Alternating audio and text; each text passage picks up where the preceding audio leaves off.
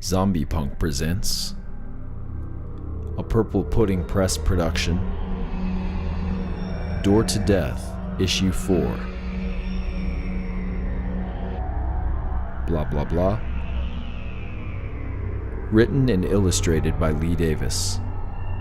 Winston is a washed-up child star of the 80s on a spiritual journey following a suicide attempt cut short by an otherworldly being.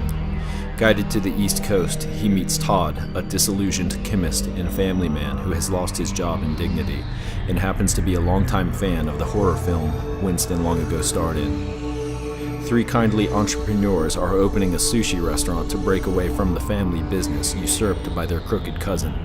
They reach out to the wayward men. Meanwhile, the fabric of reality is unraveling, and horrible, grotesque things from another world are bleeding into the little beach town. I haven't been to Corrales Coast in years. I almost forgot about the Seagull's Rest store.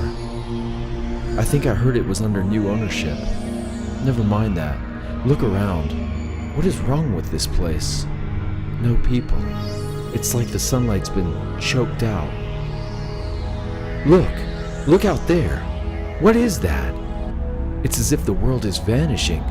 Beyond that point, just that black rolling mist. Crazy. We're not driving out that way. But that's the only road out of here. I know. But we came here to find our friends. Wait, look. Help! My grandma's face turned into a squid. Shit's gay. She wants to eat my face meat. That was a demon or monster of some kind chasing that fat white man. Should we help him? It looked like your father looked. Yes, we need to help. But we don't have any weapons. Yes, we do. Most of the kitchenware for the restaurant is still in my trunk. Slice. Wow, that kid is really wailing on that creature. By the looks of things, this isn't his first rodeo. I bet he's got an idea of what's going on. Hey, kid, I'm gonna go out on a limb and ask, are you familiar with an orange man? You know him, too? That's good. We still don't know what he's about, but we're pretty sure he's on our side.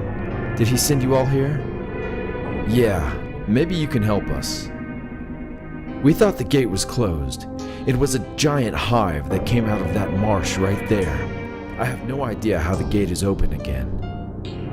This is where the witches had communion, did their conjuring and all. They went down with the hive, but I've been watching, and there are some new people in there. It's active again. I recently lost my friend, Jared, to these freaks, and I think the woman I've been seeing here is the same from the town where it happened.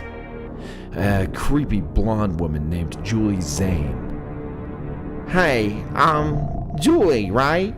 I say turn left on Bayside Drive, not right, you know? The door, I mean, the party back there. Look around you, Cindy. Can't you tell? The gate, somehow. It's ripped wide open. It's all around us. The cracks have given way to the flood. Yes, I can feel it. It is calling to me, so strong. Feel my head, like really good feeling, but scare. Cindy? I don't know what's happening here, but your father, I really think we need to get him to a hospital. There's something seriously wrong with him. Shut up, you. You sound like bigot. Stop being intolerant of my culture. He's just a little sick.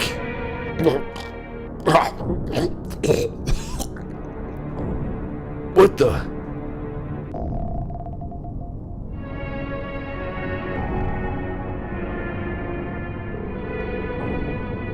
I just can't figure out how things got this way again. If we can find...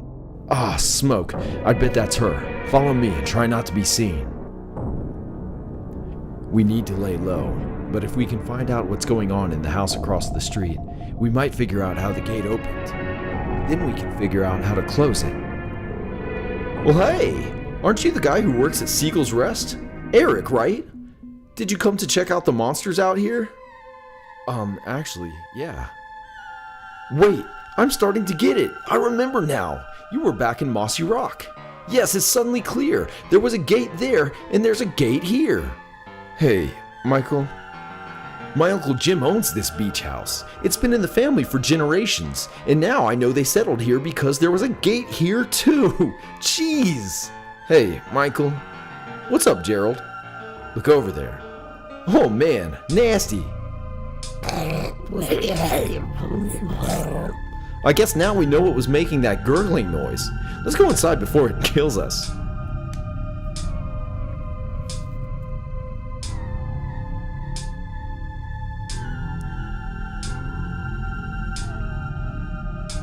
Whoa, damn. It's strong here. I mean stronger than it ever was in Mossy Rock. I feel it too. So deep in my blood, like spicy too much. Come on, crackers. Let's go shake booties hard. Something strong is brewing. I need a taste. This may finally be my ticket. Let's hook that shit up. Yes, sir. It's definitely Julie. She's finally found us. It's no coincidence, Bernie. I figured it out. My ancestors settled here because it's a gate. Well, no kidding, twerp. Sorry, dude. Look, I'm stressed out. I keep thinking we've escaped this garbage, and then there it goes again. Demons, fog, freaks, crap. Hey, no sweat, Bern. We have some guests here. Hey guys, this is Bernie. He was a historian in Mossy Rock. Cool. He's confirmed it. It's our nemesis, Julie, across the street. This could get messy. Messy and sweaty is more like it. I hate that lady. Hey, bud. I keep hearing talks about tons of women being on the beach, but all I've seen are a bunch of horseshoe crabs and freaking jellyfish. You guys, come here. It's the Hive. Man, I thought it was dead and gone. My God, it's changing our world, isn't it? I don't think so. I don't think it can come out yet. I think we're more in its world now. We're not on Corrales Coast now. We're not even on Earth. Grandma, I'm not bad. Yes, you are. That's why I'm going to suck the lard from your chop. Ugh. Good one, Sally. Hump. Thank you. Thanks for saving me. But my grandma. Wow. It's so obvious that that's not your grandmother anymore. We're looking for our friends, Todd and Winston. Sally feels they're here. I haven't seen anybody at all out here. You know, I thought I heard a car engine shortly after we followed your screaming back here. I think you're right, Sally. Let's keep going down the road, but be prepared. I hear a lot of weird noises out there. Here, take this knife to protect yourself. I don't need both of them. I only need one knife to kill monsters. The world is changing. Something has triggered this. Hey, y'all. I think I need to go to my safe space. This statue is making me uncomfortable. It seems alive. Let's go to the basement. This is a real safe space. It's brewing down here. Smells like dead cats. Levi, let's just run. Yeah, let's. How about no?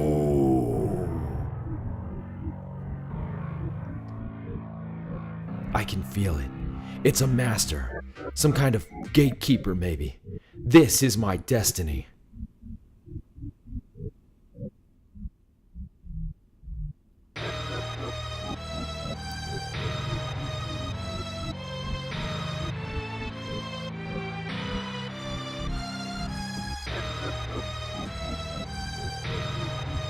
I'm Celia, and you must be Julie. I was told I'd meet a new recruit. You finally made it to a meeting with one who might take you. But first, I require an offering of blood. We brought blood. We brought lots of blood. It's a rot. Good. I've been starved for human blood for a year now, sealed away from this place. But they have reopened the wound, the wizards of my domain. I and the Hive were burned last time we came here. by a boy named Eric who smuggled in a weapon of the higher realm. But they managed to isolate the weapon and heal the hive along with what grows inside of it. If that Eric is still around, I mean to take him and make him suffer. But now for the blood. Now, which one of you should I eat first? Don't kill us, man. I was in the March Against Gun Violence. Take Levi. He's a racist. No, I'm not. Erica, why? Don't worry about her. She is ours, one way or another. Sacrificing her friend like that, maybe she can even join us. But anyway... Oh. What the fart? I'm not about to tolerate buffoonery. Cracktastic pickle flickers ignoring their duties. Gonna have to go have a little chat with the wifey poo. Hey, Juliekins, what kind of chocolate pebbles nonsense are you fuzznoids fiddling around with down there? Oh, nothing, Blaine, honey. We're just trying to cook some grain muffins. We'll be done soon. Good. When you poop squiggles finish, you can fry me some fish. And whoever ate my sandwich meats better fear my wrath. Ah, that was delicious. Vicky, would you like some leftovers?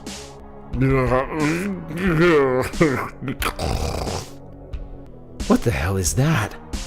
Just Vicky, one of my thralls. Vicky like blood. Good. Now, Vicky, give Julie a seed of our world's flesh and blood.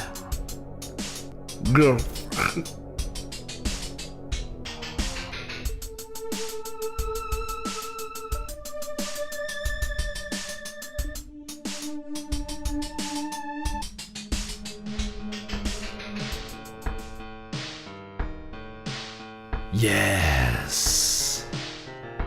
The world is changing. Help me! He's trying to kill me! I just want a happy hug. Father? Patty, Jenny, it's not your father. Kill it now.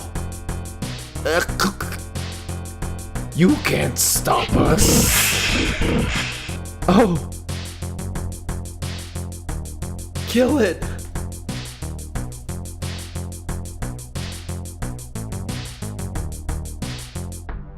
About Lee Davis. Lee Davis was born in Virginia. He kicks it old school with his friends. Recently, his pal Jarrell hooked it up to meet Tony Todd, who was a hella cool guy, and said Lee looked like the type to be an undercover cop, which Lee took as a compliment. Tony was very kind to Lee's daughter too, who was too young to watch Candyman. This was at Mysticon in Roanoke, Virginia, where thanks to Sean Walton, Lee's films were premiered to a huge audience. Okay, not really huge. He appears regularly at Roanoke Valley Comic-Con, thanks to the Garbies. Lee, who is definitely not the guy writing this biography, I'm this stylish California guy who lives in the Bay Area and eats avocados, is very thankful to his friends who have helped him with his movies and publishers who gave him a shot. Lee recently got the Blu-ray of Don't Kill It with Dolph Lundgren. He hasn't finished watching it, but it is awesome. He also watched Solace with Anthony Hopkins, which was totally righteous. Dean Koontz rules. See more of Lee's work at www.leedavisbooksandart.weebly.com. Obsession. I could write a book about the many blockades I hit growing up pursuing my dreams, but for here and now, I'll try to put it all in a nutshell. Growing up, I became determined to create works in various artistic mediums. I hit confrontation from the people around me harboring the painfully false notion that these dreams were the only things in life I intended to pursue. Utterly untrue. Teachers and general busybodies were quick to strike down my ambitions and cast negative light over them in any way possible. I was in my early teens when I finally gave in to the negative voices and general assaults on my dreams, and the void left in the absence of these dreams and goals gave birth to nihilism, nastiness, and a self-destructive lifestyle. I remember my epiphany when I was 22, like a light going on, sparked by my discovery of some choice alternative comics. I realized that the voices shouting down my dreams with the utmost negativity had been the actual destructive forces, not the other way around. But the kind of complications, one of which was being terribly out of practice after so many years of stagnation, that awaited would still serve as significant obstacles in merely getting back on track with my ambitions and taking control of the crafts. Most of my 20s involved the uphill struggle of getting my abilities up to a certain standard, and amazingly, I still faced some absurd adversity to these artistic desires. I mean, there were still people ripping at a simple desire to make some comics, fiction, and movies. Incidentally, this is a big part of why I become frustrated with people who have easy access to creative tools and resources, and more than anything, some positive, encouraging voices never take for granted, whether giving or receiving, and for some reason or another produce nothing or almost nothing. Moving along, in the course of my 20s there grew a list of projects that I obsessed over, but the list was growing faster than my abilities or creating time could keep up with, and it was making my head spin. How can I ever catch up? I was reacquainted with the kinds of frustrations and feelings of helplessness I dealt with in my teens, but this time I was not defeated. Now here I am, and what I call my creative bucket list is so close to finished. Creating Door to Death, regardless of how it's received by the world, is a giant milestone for me, added with the kind of weight I felt lift from my shoulders after creating my movies, despite the kind of complications I was faced with. It's a fantastic feeling, and with each project that removes more weight from my soul, it further clears the field for the world around me, and permits me that much more freedom to explore. I am terribly late to my destination, but I'm here, and that's good enough for me. I want to create more film, comics, and fiction, but it will come with the sweet liberation of knowing I've completed the basic list.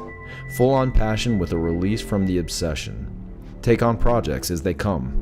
I do want to live this life for a while longer, and now, as a father, I hope to stay on this plane of existence for at least another 20 years. It's a great feeling to finally look forward to life and what I can bring to the world, where not too long ago I hoped I might die around the age of 40, if just to be done with the burn of disenchantment and abandon and ridicule. This issue. I'm giddy at this point with Door to Death. I've had so much fun creating this title for so many reasons. This issue was interesting to me because I took to task of converging characters and storylines from the fiction, At the Heart of Atrocity, Corrales Coast, and Mossy Rock Reunion, and the movies, Mossy Rock and Old Mossy Rock, which was tricky but too much fun. Anybody dealing with bringing new readers up to speed on a back catalog of this size is tasked with keeping things coherent while integrating key elements. I won't claim I did stellar work, but I'll maintain that it was the kind of challenge I sincerely enjoy. I will say my instincts are to stick to basics with key characters and elements, avoid making it too convoluted too quickly. This meant leaving out some characters that weren't essential, like Lincoln Cabretti, who I portrayed in the films. I suppose he's off on a bender trying to find a woman. Which brings me to the final topic of this creative journal entry. Autobiographical characters. There was no conscious attempt to make Winston an autobiographical character. There rarely is with me, but I don't deny when similarities happen. Originally with Winston, named to pay tribute to Winston Churchill and the Ghostbuster, portrayed by Ernie Hudson, I was inspired by Rupert Everett in Cemetery Man, aka Delamorte Delamore, but thought the character should be less perfect and more real. Not in perfect shape, not as pretty, in need of a shave, and unconcerned with body waxing. If somehow this has morphed into an almost comic version of me, then cool. I wouldn't say it is or isn't, but I'll say if it is, it's not intentional. But one friend basically said, "So that's you," as soon as he saw the first appearance of Winston in Door to Death issue 1. For Winston's backstory, I was inspired by stories of child actors / young artists who faced difficult lives after their fame had faded. But more than that, by their perseverance after the fall. I can say this does link with the experience I had at 12 when I was taken from a nurturing environment where I felt loved and appreciated, and got to know a life of rejection and ridicule. But also like Winston, I survived and lived my dreams despite these tribulations. I am stronger for it, and thank God for it. Lee Davis, April 5th, 2017.